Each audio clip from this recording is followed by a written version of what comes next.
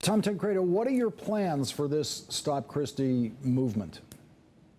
Well, of course, we're going to do whatever we can with whatever money we can garner, and we will place ads. I'll open offices if I can in Iowa and New Hampshire. We will be there when he's there. My whole effort is to try and make sure that the Republicans voting in those primaries know who this guy is. Oh my God! This man just came down from heaven. Former congressman from Colorado and former presidential candidate and author of In Mortal Danger, The Battle for America's Border and Security, Tom Tancredo. Hello, Tom. Hello, Michael. How you doing, bud? No, Steve, I'm sorry. That's okay. That's okay. That's okay. All right, listen. This is so important. Now tell the people about your Stop Chris Christie PAC.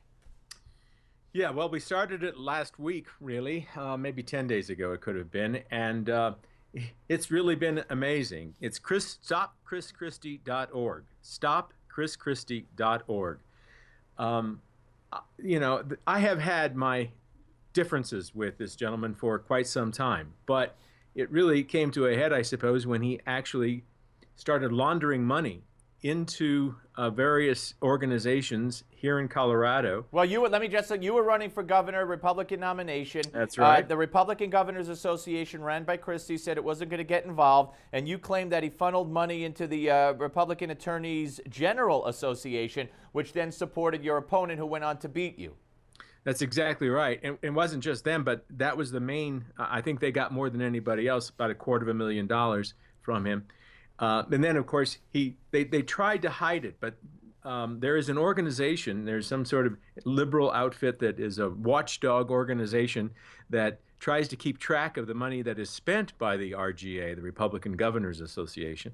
And they're the ones that actually found it, followed the money, and broke the story. We didn't know anything about it. We just knew what was happening. We had no idea where it was coming from. We couldn't trace it ourselves. We tried every way to find out where the money was coming from, but they found it, and it got printed up in the Denver Post, and that's how we became aware of it. And so, you know, there's no doubt about it. He certainly rose to the top. I'll put it this way: his blip image on my radar screen got very, very big at that time. Notwithstanding the fact that he's lost weight, but now you said laundered. Are there any legal ramifications here, or that's just a word you're using to describe what he actually did? We looked at everything. We looked at that possibility, but apparently it's not.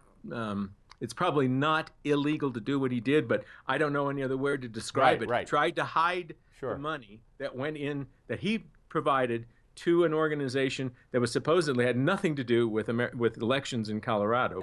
And so you're out there to educate the folks, not only on that, but the fact that he's a rhino. You were going to start a rhino PAC, Republicans in name only, right? But now you're going to focus on Christie. And I got to tell you, I mean, I've been on his case for years and years and years and years. I supported him when he ran. He held his last debate when he was seeking the Republican nomination the first time around on my show on WOR radio at the time. But once he became governor, that was it. He wouldn't answer questions. I mean, the guy is not a true Republican, not a true conservative. That is for sure. And Steve, I'll tell you, I'm glad to know that you've been doing this and that you're still around, because all of the people that I hear from, I mean, there have been literally dozens and dozens of folks who have contacted us through that website, who sent me tons of information about the guy, but they keep saying, please, please don't use my name. He will indict me. They will sue me, because he is a very vindictive. And you're saying that you know people who are telling you stuff, but they're afraid of him? Absolutely. They're scared to death of him. Wow. Man, I tell you, this guy is the Sopranos of New Jersey politics. Wow. Yeah. Well, I hear you. I hear you. Okay. Well, look, we're going to have you back and talk more, and I'm going to send you a whole bunch of stuff because it's written, it's out there. I've done commentary on it, so you should have it all. Quickly, you said if Obama issues the executive order on immigration reform, you don't know what you'll do, but you'll do something. Now it's very close. What are you going to do? Well, I'll tell you, if the dumbest thing that at least the Congress has done is to take anything off the table, like shutting down the government or impeachment.